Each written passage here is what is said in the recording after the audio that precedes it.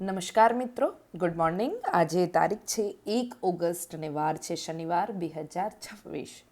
આપણા જીપીએસસીની મેઇન્સની પ્રિપરેશન જોરશોરમાં ચાલુ આપ લોકોએ કરી દીધી હશે અને આજના હવે ઇન્ડિયન એક્સપ્રેસના મહત્ત્વના આર્ટિકલ સાથે આપણે આજનું ડિસ્કશન શરૂ કરીશું. આજે આપણે 2 મહત્ત્વના આર્ટિકલ કવર કરવાના છે અને એ છે કે ખેડૂતો છે તો એમને જરૂર છે આવકની, નહીં કે પ્રાઇસ સપોર્ટની. કિંમતમાં તમે ટેકો કરો એની નહીં, ટેકાના ભાવની નહીં, પરંતુ ખરેખર એકચ્યુઅલ આવકની એમને જરૂર છે.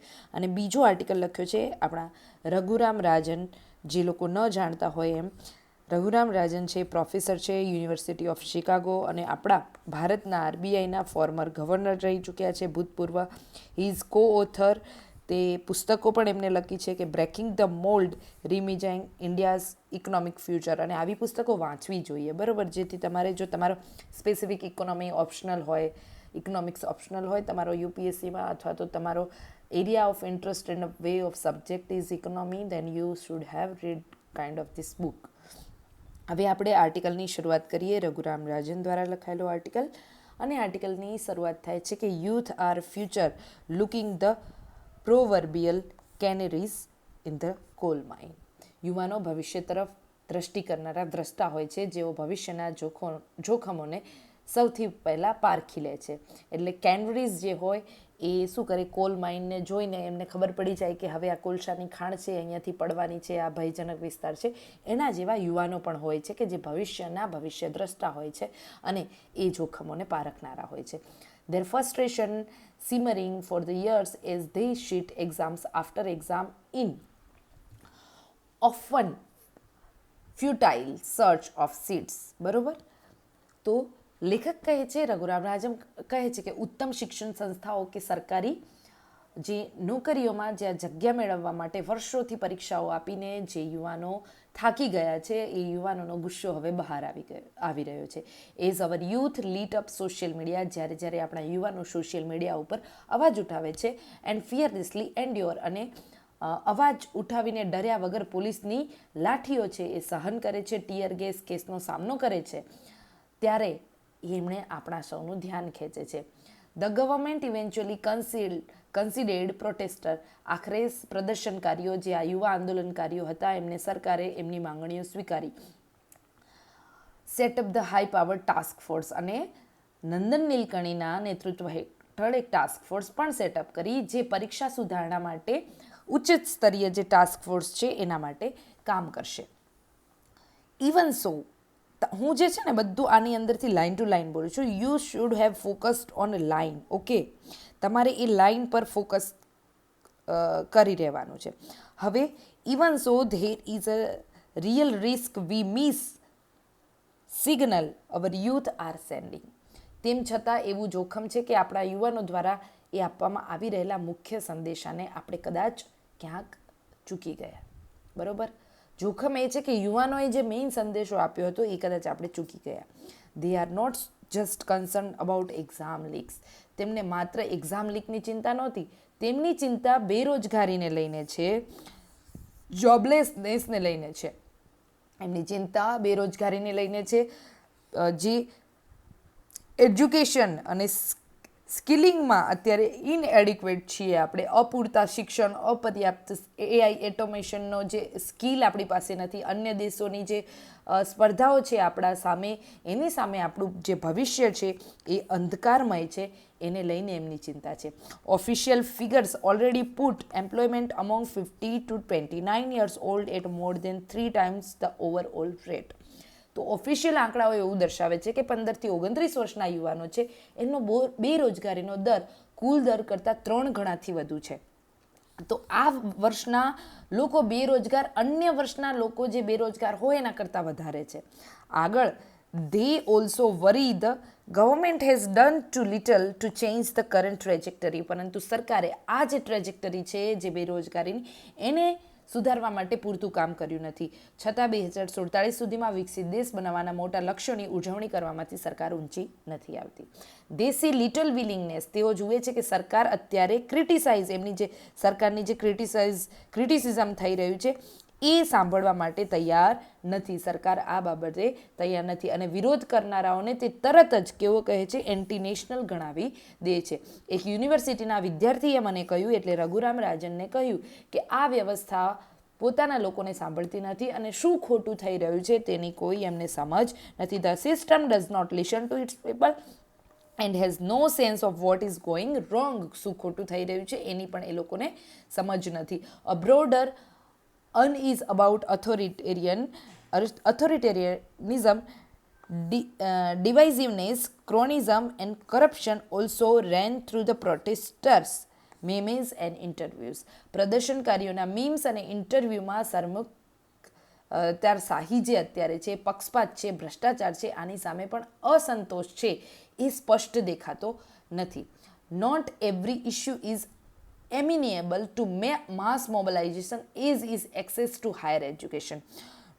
એટલે ઉચ્ચ શિક્ષણના જે દરેક મુદ્દાઓ છે એ મોટા પાયે એ દરેક મુદ્દાઓ પર શું આંદોલન કરીશું? શું આંદોલન કરવું આટલું સરળ છે? આગળ લેખક કહે છે રઘુરામ રાજન, મોર એવર, વળી ભારતમાં India needs to tackle a root concern not only symptom like exams. ભારતે માત્ર પેપર લીક જેવા લક્ષણો સામે લડવાને બદલે મૂળ સમસ્યાને ઉકેલવાની જરૂર છે. અને મિત્રો જુઓ, આપણે સતત જે ડિસ્કશન કરીએ છીએ ને એમાં આ જ બાબત આવે છે કે what is root cause. Root cause ગઈકાલે આપણે જે આર્ટિકલ ડિસ્કસ કર્યું એમાં હતું કે આપણે આખી એડ્યુકેશન સિસ્ટમને અર્થપૂર્ણ રહેવા દીધી નથી, મતલબ કે મિનિંગલેસ, અર્થવિહીન આખી એડ્યુકેશન સિસ્ટમ બનાવી દીધી છે. અને આવી શિક્ષણ વ્યવસ્થા બનવાના કારણે અત્યારે યુવાનો છે એ પોતાના ભવિષ્યને અનસર્ટેઇન, એક અર્થવિહીન ભવિષ્ય તરીકે પોતે ફ્રસ્ટ્રેટ થઈ રહ્યા છે અને એટલે આંદોલનો વધી રહ્યા છે. આગળ વાત કરે છે કે અનઓર્ગેનાઇઝડ ઓપોઝિશન, અત્યારે વિપક્ષ જે ભારતમાં છે એ એક સંગઠિત વિપક્ષ આ ચિંતાઓને સાર્વજનિક ચિંતાઓમાં એમને લાવવી જોઈએ અને સત્તામાં બેઠેલા જે લોકો છે એમને વાસ્તવિક જે અત્યારે છે એ અનવેલકમિંગ જે ફેક્ટ્સ છે એને સ્વીકારવાની ફરજ પાડવી જોઈએ. વિધાઉટ સચ પ્રેશર, આ પ્રકારનું જો કોઈ પ્રેશર જ નહીં થાય તો સરકારો પોતાની વર્તમાન નીતિમાં કોઈ સુધારો કરવા માટે પ્રેરિત થશે નહીં. આગળ લેખક કહે છે કે અનઓપોઝિશન કે નોટ ઓનલી ઓપોઝ, વિપક્ષનો ઉદ્દેશ માત્ર વિરોધ કરવાનો નથી, પરંતુ તેણે પોતાના સૂચનો કોન્ક્રીટ વેમાં ત્યાં આધાર પુરાવા સાથે રજૂ કરવા જોઈએ. It needs a plan. બરોબર, એમને સરકાર આગળ એક પ્લાન, સારો પ્લાન બનાવવો જોઈએ. એક ઓલ્ટરનેટિવ પ્લાન બનાવવો એ માત્ર સરકારનું જ કામ નથી. તમારે ઓલ્ટરનેટિવ પ્લાન સરકારને તમે રજૂ કરી શકો જેથી સરકારની આંખો, એના કાન આ બાબતે ઉઘડે અને કોઈ કોન્ક્રીટ પગલાં એ લઈ શકે. The plan must sway the minds but also touch hearts. આ યોજના એવી હોવી જોઈએ કે જે કદાચ રેશનલી તમારા મનને તો આકર્ષિત કરે પણ હૃદયને પણ સ્પર્શવી જોઈએ. તો આવા શબ્દો તમારે લોકોએ શેમાં લખવાના છે? એસેમાં લખવાના છે. બરાબર, કે the plan must sway minds but also touch hearts. Our opposition leaders have alternative views. આપણા જે વિપક્ષના નેતાઓ છે એમની પાસે સરકાર કરતાં અલગ વિચારો હોઈ શકે, પરંતુ એને વધારે સ્પષ્ટતા સાથે અને મજબૂતાઈ સાથે ત્યાં રજૂ કરવાની જરૂર છે. બરાબર, વેર એવર પોસિબલ, ક્લિયરિટી સાથે, કન્સિસ્ટન્સી સાથે, કોહરન્સ સાથે, એક આર્ટિક્યુલેશન સાથે એ લોકોએ ક્યાં સરકાર આગળ એ મૂકવાની જરૂર છે. હવે આગળ લેખક કહે છે, on the economic front opposition can distinguish itself by placing our people's human capital at the centre of its economic agenda. વિરોધ પક્ષ છે એ આર્થિક મોરચે પણ માનવ સંસાધનોને કેન્દ્રમાં રાખીને આર્થિક એજન્ડા જે અત્યારે સરકાર ચલાવી રહી છે એમાં બદલાવ લાવી શકે છે. મતલબ કે હ્યુમન કેપિટલને સેન્ટ્રલમાં રાખીને આખી અર્થવ્યવસ્થામાં ફરક લાવી શકાય છે.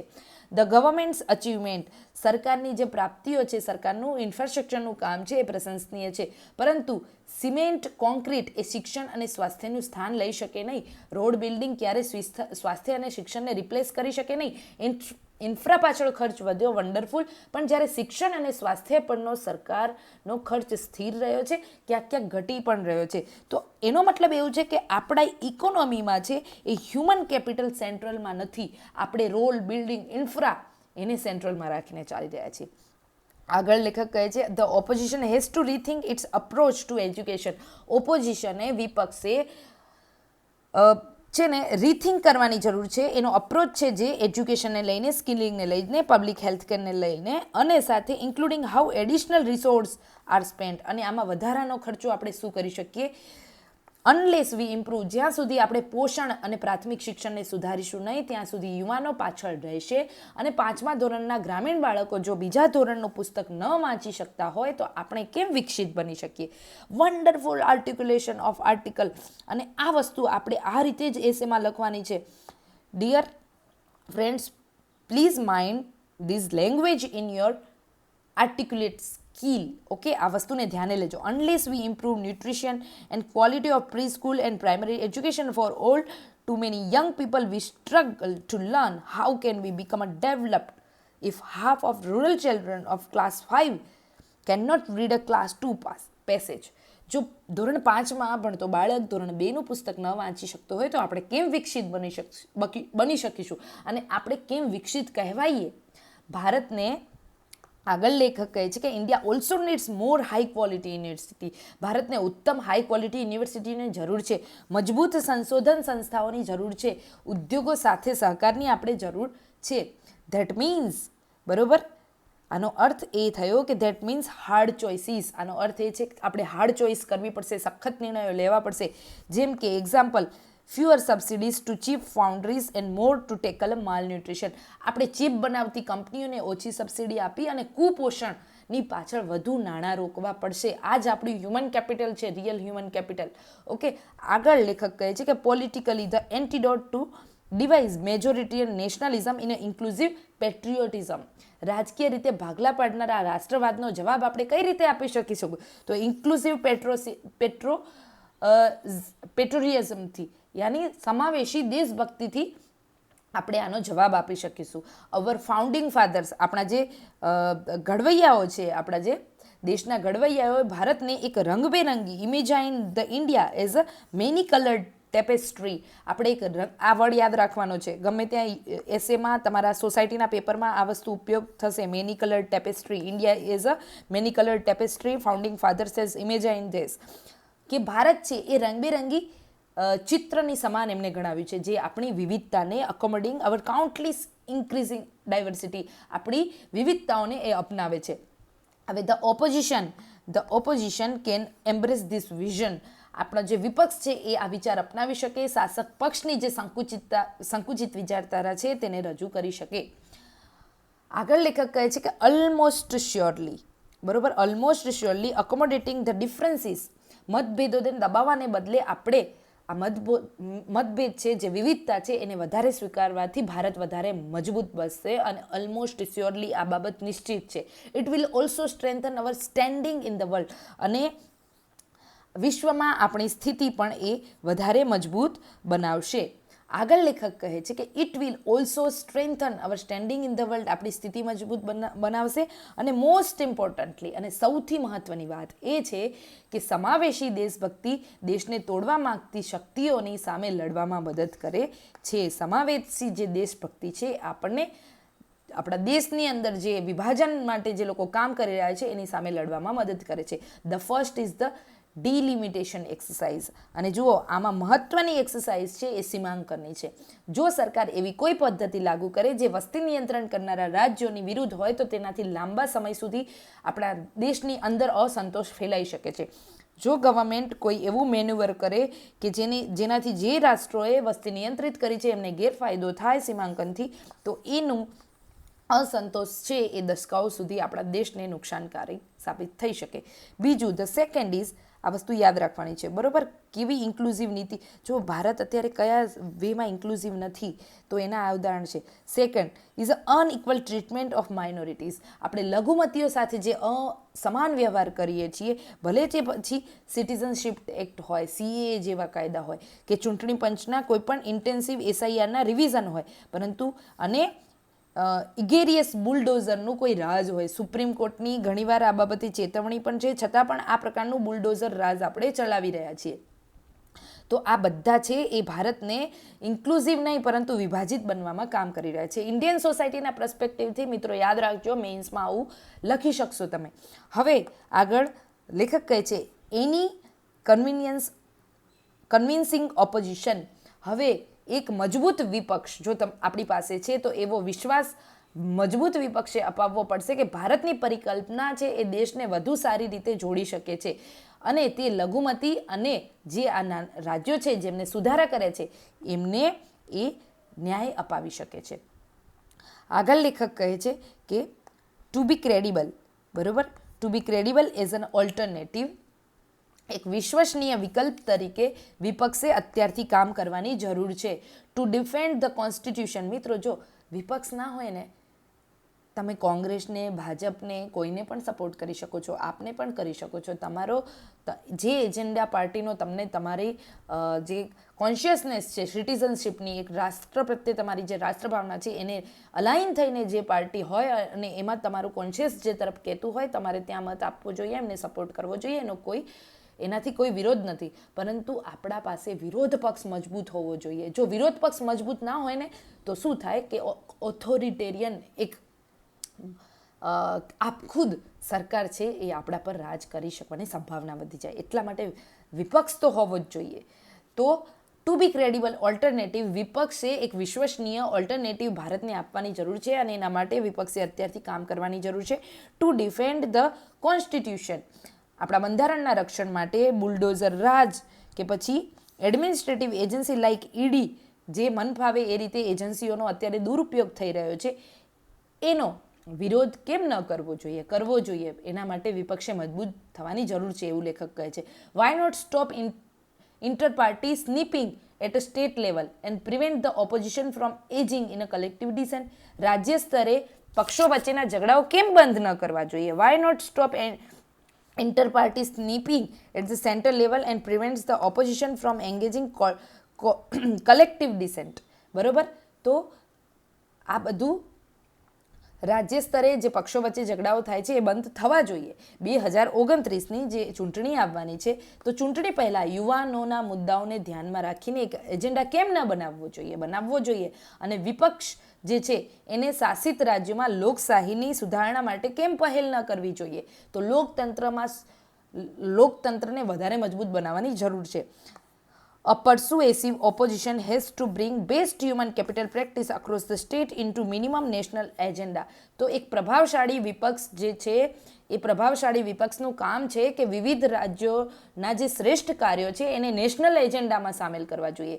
જેમ કે દિલ્હીનું સ્કૂલ મેનેજમેન્ટ, હોસ્પિટલ મેનેજમેન્ટ, ઓરિસ્સાનું સ્કિલ ડેવલપમેન્ટ પ્રોગ્રામ અને ડીએમકેના શૈક્ષણિક કાર્યક્રમો યાદ રાખવાના છે. એક્ઝામ્પલ તરીકે તમે એને કેરફુલી યુઝ કરવાના છે, બરાબર? ડાયરેક્ટ યુઝ નહીં કરી શકો, કેરફુલી તમારે આને યુઝ કરવાના છે. દિલ્હીની સ્કૂલ અને હેલ્થકેર ફેસિલિટી, ઓડિશાનો સ્કિલ પ્રોગ્રામ અને ડીએમકેનો શિક્ષણનો પ્રોગ્રામ, જેનાથી ડ્રોપ આઉટ રેટ છે એ પણ ઘટ્યા છે. અને ગુજરાતનું પણ કહી શકીએ કે ડેવલપમેન્ટ છે, અત્યારે આપણે ડ્રોપ આઉટ રેટ ખાસો ઘટાડી દીધો છે. ગુજરાતનું બેસ્ટ મોડલ શું છે ખબર છે? ઇન્સ્ટિટ્યુશનલ ડિલિવરી, પ્રેગ્નન્સી જે થાય અને એની હોસ્પિટલમાં એની ડિલિવરી કરવાનો રેટ આપણે કદાચ 98થી 99% જેટલો છે. તો તમે આ વખતે અહીંયા આવું પણ લખી શકો છો. તો આ બધા મોડલ છે એ વિપક્ષે નેશનલ એજન્ડામાં કઈ રીતે આવે એ માટે સતત પ્રયત્નો કરવા જોઈએ.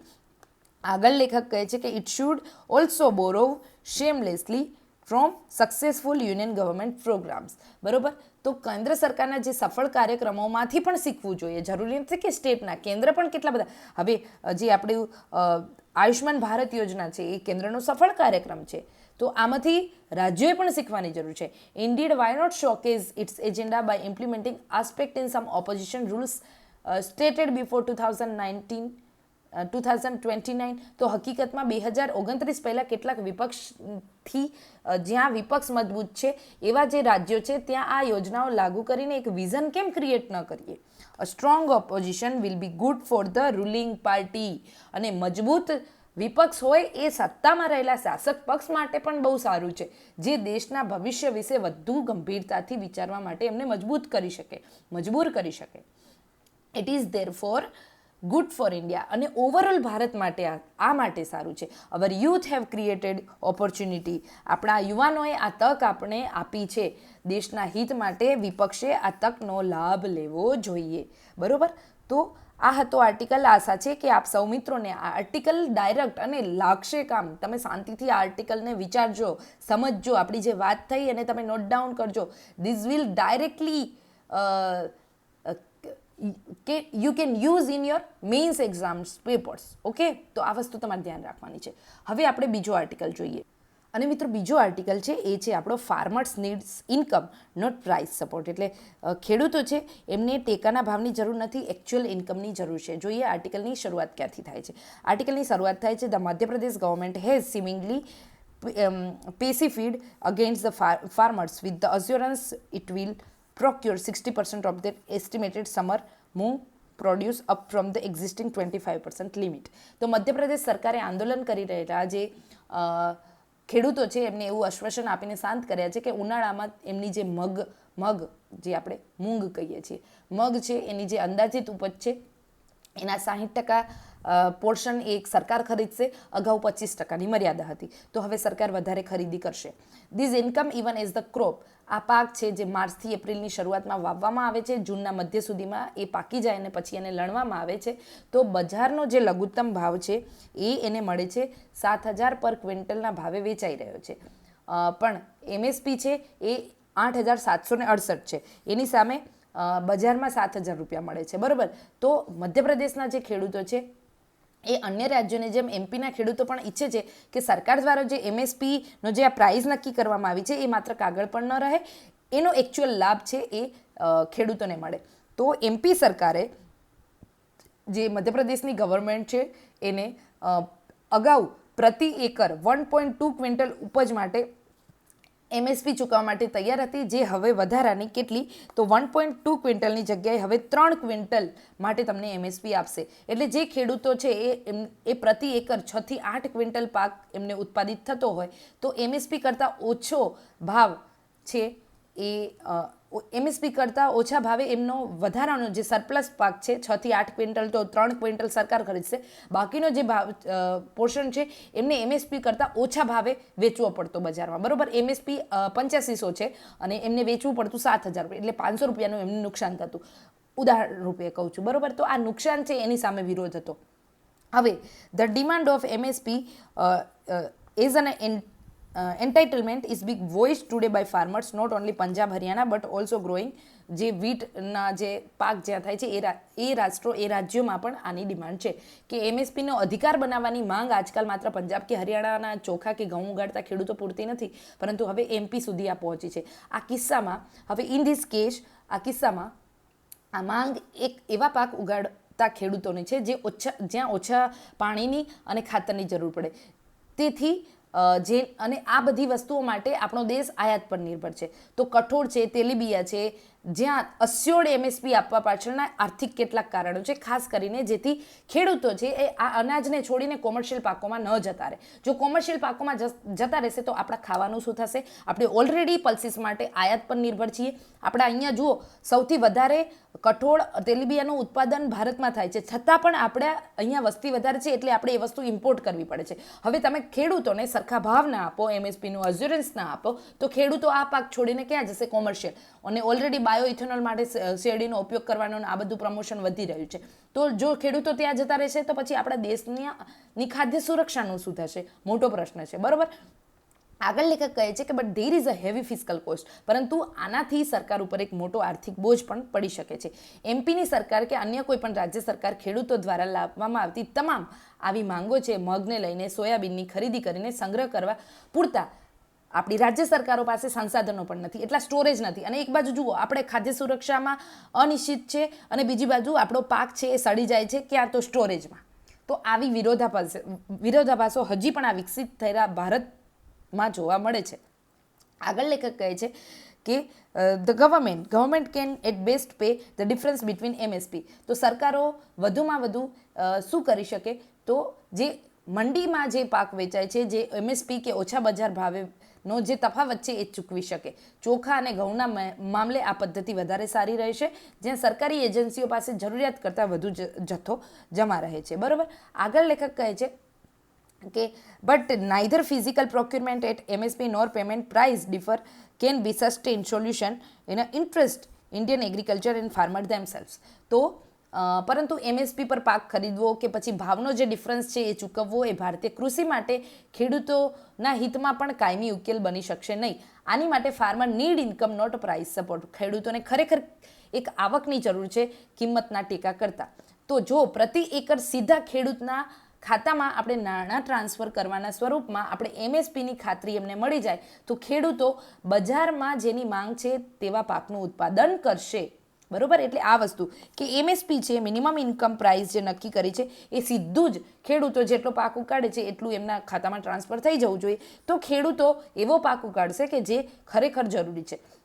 હવે એમઆઈપી જે છે one assured on MIP minimum income price minimum income support is a from per acre direct transfer they will produce those crops that market wants. આપણે આગળ વાત કરીએ એવા પાક ઉગાડશે કે જે ખરેખર જરૂર છે. હવે agricultural policy should focus on enabling them to do that by complementing rather than displacing or distorting market.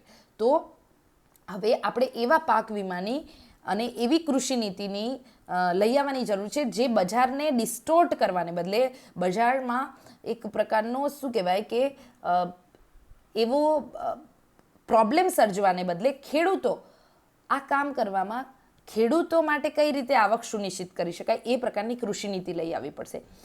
પાક વીમા યોજના છે, ગ્રામીણ વિકાસમાં રોકાણ સાથે મિનિમમ ઇન્કમ પ્રાઇસ સપોર્ટ એ સરકાર દ્વારા ભારતીય ખેડૂતોને આપી શકાતી શ્રેષ્ઠ સહાય છે. એમએસપી અને ખાતર બિયારણ, બરોબર, એમએસપી અને અન્ય ખાતર બિયારણની જે ઇનપુટ સબસિડી છે એ મોટા ભાગે ઇનએફેક્ટિવ રહી છે, એ નિષ્ફળ રહી છે અને બજાર અને અર્થવ્યવસ્થાને નુકસાન પહોંચાડનારી સાબિત થઈ છે.